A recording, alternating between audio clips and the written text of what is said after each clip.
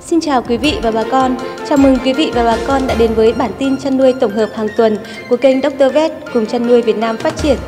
Nhằm hoàn thiện hơn sứ mệnh cùng chăn nuôi Việt Nam phát triển, từ ngày 1 tháng 3 năm 2023, kênh YouTube Dr. Vet đã chính thức mở rộng thêm nội dung không chỉ về kiến thức, kỹ thuật chăn nuôi, đồng thời còn cung cấp thêm giá cả thị trường và tin hot chăn nuôi trong tuần. Với nội dung mới trên, Dr. Vet hy vọng sẽ trở thành cầu nối giữa quý vị bà con chăn nuôi để bà con chăn nuôi có thể cập nhật tin tức một cách thuận tiện và sớm nhất. Ngay sau đây, mời bà con chăn nuôi cùng đến với bản tin tổng hợp hàng tuần đầu tiên của kênh Dr. Vet cùng chăn nuôi Việt Nam phát triển. Công điện khẩn về ngăn chặn nhập lậu gia cầm vào Việt Nam. Theo thông tin trên các phương tiện thông tin đại chúng, trong thời gian gần đây, Campuchia đã phát hiện ca tử vong trên người do virus cúm A H5N1 tại tỉnh Prey Veng. Ngày 26 tháng 2, Bộ Nông nghiệp và Phát triển Nông thôn đã có công điện khẩn số 1030 CD-BNNTI về ngăn chặn tình trạng nhập lậu, vận chuyển trái phép gia cầm, sản phẩm gia cầm nhập lậu từ nước ngoài vào Việt Nam, nhằm ngăn chặn nguy cơ xâm nhiễm dịch bệnh do vận chuyển, buôn bán, tiêu thụ gia cầm, sản phẩm gia cầm nhập lậu từ nước ngoài vào Việt Nam, gây ảnh hưởng nghiêm trọng đến phát triển chăn nuôi, an toàn thực phẩm và sức khỏe cộng đồng. Bộ Nông nghiệp và Phát triển Nông thôn đề nghị Ủy ban Nhân dân các tỉnh, thành phố trực thuộc Trung ương chỉ đạo các sở, ban ngành và chính quyền các cấp địa phương tổ chức triển khai đồng bộ các giải pháp theo quy định của Luật Thú y, các văn bản hướng dẫn thi hành luật, quyết định số 172 QĐ-TTG ngày 13 tháng 2 năm 2019 của Thủ tướng Chính phủ về việc phê duyệt kế hoạch quốc gia phòng chống bệnh cúm gia cầm giai đoạn 2019-2025. VIV Asia 2023, sự kiện Fit to Food toàn cầu phiên bản triển lãm thương mại châu Á. Sau 4 năm tạm hoãn, năm nay VIV Asia sẽ quay trở lại tại Bangkok, Thái Lan. Đây là sàn thương mại giao dịch trực tiếp được thiết lập để chào đón khách tham quan và các nhà triển lãm từ chuỗi giá trị thức ăn chăn nuôi đến thực phẩm và chế biến thịt trên toàn cầu. Sẽ có hàng ngàn người tham gia đến từ các ngành thức ăn chăn nuôi, thuốc thú y, nuôi trồng thủy sản và chế biến thịt khắp nơi trên thế giới sẽ có cơ hội gặp gỡ từ ngày 8 đến ngày 10 tháng 3 tại VIV ASEAN 2023, lần đầu tiên đồng địa điểm với Meet Pro Asia. Hơn 1.200 nhà triển lãm sẽ giới thiệu không chỉ nhiều loại sản phẩm đặc biệt mà còn cả những đổi mới, kiến thức, dịch vụ liên quan đến chăn nuôi và dinh dưỡng động vật. Cũng như mọi triển lãm VIV, những người tham dự VIV Asia 2023 sẽ kết nối chặt chẽ với các chuyên gia trong ngành, đồng thời thu được những hiểu biết sâu sắc, có giá trị về các xu hướng mới nhất của ngành và nhờ đó có thể tạo ra những triển vọng của họ trong 2 năm tới. Thức ăn chăn nuôi tăng giá chóng mặt. Theo Chi cục Chăn nuôi Thú y Hà Nội, giá thức ăn chăn nuôi trên địa bàn thành phố trong năm 2022 đã tăng 17 lần. Việc tăng giá thức ăn chăn nuôi trong bối cảnh giá các sản phẩm chăn nuôi có lúc xuống thấp đã ảnh hưởng mạnh đến người chăn nuôi. Tuy nhiên, cũng có một bộ phận không nhỏ người chăn nuôi đã linh hoạt sử dụng, tận dụng những nguyên liệu trong nước có giá thành rẻ hơn để tham gia vào chăn nuôi. Còn đối với những doanh nghiệp thức ăn chăn nuôi đã nhiều lần buộc phải tăng giá bán thành phẩm cũng như phải cắt giảm một số nguyên liệu trong công thức chăn nuôi. Có những thời điểm giá nguyên liệu thức ăn chăn nuôi giảm, các doanh nghiệp đã linh hoạt sử dụng nhiều hình thức để khuyến mại cho người chăn nuôi. Giá trứng gà giảm nhưng chưa đến mức phải giải cứu.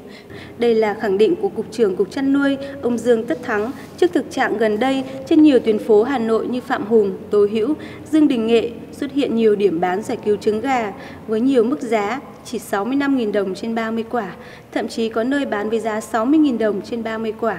Mức giá này rẻ hơn rất nhiều so với giá bình thường, khoảng 35 đến 40.000 đồng trên 10 quả. Ngay cả trên Internet cũng nhiều người giao bán giải cứu trứng gà với giá 100.000 đến 110.000 đồng trên 50 quả. Lý giải về lý do giá trứng có thể rẻ hơn trước, ông Thắng cho biết, sau Tết năm nào cũng vậy, theo quy luật thì tổng cầu sẽ giảm nhanh hơn tổng cung. Tết Nguyên đán đã qua, nguồn cầu đương nhiên sẽ giảm mạnh, do đó giá trứng cũng giảm theo. Ngoài ra, ông Thắng cũng khuyên người tiêu dùng không nên mua trứng ở vỉa hè vì không rõ nguồn gốc và thời gian bảo quản ra sao. Trong nhiệt độ bình thường, giá trứng gà có thể giữ được 7 đến 10 ngày, sau đó chất lượng sẽ giảm dần, thậm chí dễ bị nhiễm khuẩn như là Salmonella, là một loại vi khuẩn gây ngộ độc thực phẩm cho người sử dụng. Điểm tin thị trường giá các sản phẩm chăn nuôi trong tuần. Bản tin thế giới. Theo dữ liệu từ Cục Thống kê Quốc gia Trung Quốc, chỉ số PMI sản xuất phản ánh sức mua trong ngành sản xuất trong tháng 2 đã ghi nhận mức tăng cao nhất kể từ tháng 4 năm 2012 khi lên tới 52,6%, đã cho thấy tốc độ phục hồi nhanh chóng của nền kinh tế Trung Quốc sau khi nước này mở cửa hoàn toàn trở lại. Với kỳ vọng, phía tiêu thụ sẽ có nhiều cải thiện khi nền kinh tế từng bước phục hồi, mặt bằng giá heo hơi hầu khắp các vùng tại Trung Quốc, giá trung bình cả nước từ 16 tệ trên 1 kg, tương đương 55.000 đồng trên 1 kg. Tại miền Nam Trung Quốc, giá heo hơi cũng tăng loanh quanh ở mức 15,9 đến 16,5 tệ trên 1 kg, tương đương 55 đến 57.000 đồng trên 1 kg. Tại Campuchia, tính bình quân cả nước, giá heo Campuchia dao động khoảng 8.100 đến 8.400 ria trên 1 kg, tương đương 48 đến 49.000 đồng trên 1 kg. Trong khi đó, giá heo hơi tại Lào có chiều hướng giảm nhẹ xuống còn 46 đến 48 kíp trên 1 kg, tương đương 65 đến 66.300 đồng trên 1 kg. Tại Thái Lan, đang có ghi nhận heo trong tuần được giữ ở mức bình ổn ít biến động, giá heo đang dao động quanh mức 54 đến 57.000 đồng trên 1 kg. Về gia cầm, tại Trung Quốc, giá gà trắng có nhiều biến động, mức giá bình quân dao động loanh quanh 36.000 đồng trên 1 kg. Giá vịt giảm đang giữ ở mức 37.000 đồng trên 1 kg. Trong khi đó, các nước như Thái Lan, Campuchia, gà trắng không có biến động đáng kể, đang giữ ở mức đi ngang, quanh mức 30.000 đồng trên 1 kg. Về giá trứng, trong tuần có ghi nhận tăng trên thị trường Trung Quốc, giá trứng dao động ở mức 31.000 trên một chục. Tại Thái Lan và Lào, giá trứng giữ ở mức ổn định, không có biến động nhiều, giá trứng dao động khoảng 22 đến 23.000 đồng trên một chục. Tại thị trường trong nước, trong tháng 2, giá heo hơi trên cả nước giảm do mức tiêu thụ thấp trong khi nguồn cung còn dồi dào. Tại khu vực miền Bắc, giá heo hơi giảm 2.000 đồng trên 1 kg, giữ ở mức 49 đến 51.000 đồng trên 1 kg. Giá heo hơi tại khu vực miền Trung và Tây Nguyên cũng giảm 1.000 đến 3.000 đồng trên 1 kg, loanh quanh ở mức 49 đến 52.000 đồng trên 1 kg. Tại miền Nam, giá heo hơi giảm 1.000 đồng trên 1 kg, loanh quanh ở mức 50 đến 53.000 đồng trên 1 kg. Giá thu mua gà tại các trang trại trong tháng 2 biến động trái chiều tại các vùng miền.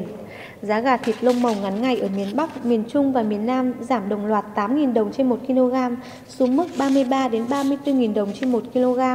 Giá gà thịt lông màu ngắn ngày giảm là do đã hết giai đoạn lễ hội, sức tiêu thụ giảm tại các nhà hàng quán ăn, trong khi nguồn cung vẫn còn ở mức cao. Giá gà công nghiệp miền Nam tăng 1.000 đến 2.000 đồng trên 1 kg ở mức 23.000 đồng trên 1 kg. Giá gà công nghiệp miền Bắc tăng nhẹ 1.000 đồng trên 1 kg lên 30.000 đồng trên 1 kg. Giá gà công nghiệp miền Trung giảm 3.000 đồng trên 1 kg xuống còn 23.000 đồng trên 1 kg. Giá trứng gà ở miền Bắc tăng 100 đồng trên một quả ở mức 1.750 đồng đến 1.850 đồng trên một quả. Giá trứng gà miền Trung giảm 50 đồng trên một quả ở mức 1.650 đồng đến 1.850 đồng trên một quả. Giá trứng gà miền Đông Nam Bộ giảm 100 đồng xuống ở mức 1.900 đến 2.000 đồng trên một quả. Giá trứng gà miền Tây Nam Bộ ở mức ổn định 1.800 đến 1.900 đồng trên một quả. Thông tin thị trường vừa rồi cũng đã kết thúc bản tin của chúng tôi. Cảm ơn quý vị và bà con chăn nuôi đã theo dõi. Xin chào và hẹn gặp lại ở những bản tin tiếp theo.